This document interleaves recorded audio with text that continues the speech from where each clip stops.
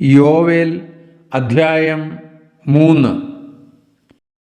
ഞാൻ യഹൂദായുടെയും യെരുശലേമിൻ്റെയും സ്ഥിതി മാറ്റുവാനുള്ള നാളുകളിലും കാലത്തിലും ഞാൻ സകല ജാതികളെയും കൂട്ടി യഹോശാഫാത്ത് താഴ്വരയിൽ ചെല്ലുമാറാക്കുകയും എൻ്റെ ജനം നിമിത്തവും എൻ്റെ അവകാശമായ ഇസ്രായേൽ നിമിത്തവും അവരോട് വ്യവഹരിക്കുകയും ചെയ്യും.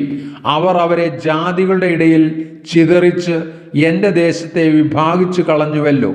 അവർ എൻ്റെ ജനത്തിന് ചീട്ടിട്ട് ഒരു ബാലനെ ഒരു വേശ്യയ്ക്കു വേണ്ടി കൊടുക്കുകയും ഒരു ബാലയെ വിറ്റ് വീഞ്ഞു കുടിക്കുകയും ചെയ്തു. സോരും സീദോനും സകല ഫിലിസ്ത്യ പ്രദേശങ്ങളുമായുള്ളവേ, നിങ്ങൾക്ക് എന്നോട് എന്തു കാര്യം? നിങ്ങളോട് ചെയ്തതിന് നിങ്ങൾ എനിക്ക് പകരം ചെയ്യുമോ? അല്ല, നിങ്ങൾ എന്നോട് വല്ലതും ചെയ്യുന്നു എങ്കിൽ ഞാൻ വേഗമായും ശീഘ്രമായും നിങ്ങളുടെ പ്രവൃത്തി നിങ്ങളുടെ തലമേൽ തന്നെ വരുത്തും. നിങ്ങൾ എൻ്റെ വെള്ളിയും പൊന്നും എടുത്ത് എൻ്റെ അതിമനോഹര വസ്തുക്കൾ നിങ്ങളുടെ ക്ഷേത്രങ്ങളിലേക്ക് കൊണ്ടുപോയി യഹൂദ്യരെയും യെരുശലേമ്യരെയും അവരുടെ അതിരുകളിൽ നിന്ന് ദൂരത്ത് അകറ്റുവാൻ തക്കവണ്ണം നിങ്ങൾ അവരെ യവനന്മാർക്ക് വിറ്റുകളഞ്ഞു. എന്നാൽ നിങ്ങൾ അവരെ വിറ്റുകളഞ്ഞിടത്തു നിന്ന് ഞാൻ അവരെ ഉണർത്തുകയും നിങ്ങളുടെ പ്രവൃത്തി നിങ്ങളുടെ തലമേൽ തന്നെ വരുത്തുകയും ചെയ്യും. ഞാൻ നിങ്ങളുടെ പുത്രന്മാരെയും പുത്രിമാരെയും യഹൂദ്യർക്ക് വിറ്റുകളയും. അവർ അവരെ ദൂരത്തുള്ള ജാതിയായ ശെബായർക്ക് വിറ്റുകളയും. യഹോവ അത് അരുളി ചെയ്തിരിക്കുന്നു. ഇത് ജാതികളുടെ ഇടയിൽ വിളിച്ചു പറവിൻ, വിശുദ്ധ യുദ്ധത്തിന് ഒരുങ്ങിക്കൊള്ളുവിൻ, വീരന്മാരെ ഉദ്യോഗിപ്പിപ്പീൻ, സകല യോദ്ധാക്കളും അടുത്തു വന്ന് പുറപ്പെടട്ടെ. നിങ്ങളുടെ കൊഴുക്കളെ വാളുകളായും വാക്കത്തികളെ കുന്തങ്ങളായും അടിപ്പീൻ. ദുർബലൻ തന്നെത്താൻ വീരനായി മതിക്കട്ടെ. ചുറ്റുമുള്ള സകല ജാതികളുമായുള്ളവരെ ബന്ധപ്പെട്ട് വന്നുകൂടുവിൻ. യഹോവേ, അവിടേക്ക് നിന്റെ വീരന്മാരെ ഇറങ്ങുമാറാക്കണമേ. ജാതികൾ ഉണർന്ന് യഹോശാഫാത്ത് താഴ്വരയിലേക്ക് പുറപ്പെടട്ടെ.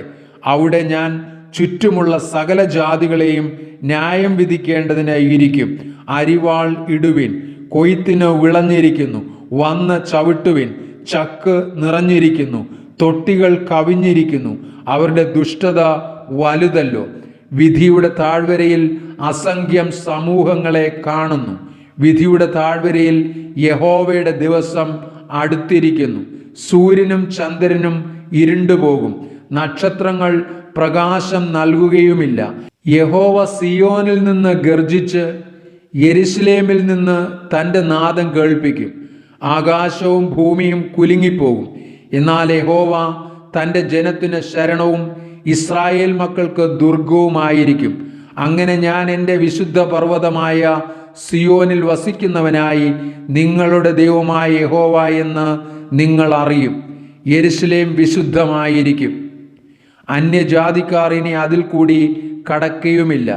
അന്നാളിൽ പർവ്വതങ്ങൾ പുതുവീഞ്ഞ് പൊഴിക്കും, കുന്നുകൾ പാലൊഴുക്കും, യഹൂദായിലെ എല്ലാ തോടുകളും വെള്ളമൊഴുക്കും. യഹോവയുടെ ആലയത്തിൽ നിന്ന് ഒരു ഉറവ് പുറപ്പെട്ട് ശിത്തീം താഴ്വരയെ നനയ്ക്കും.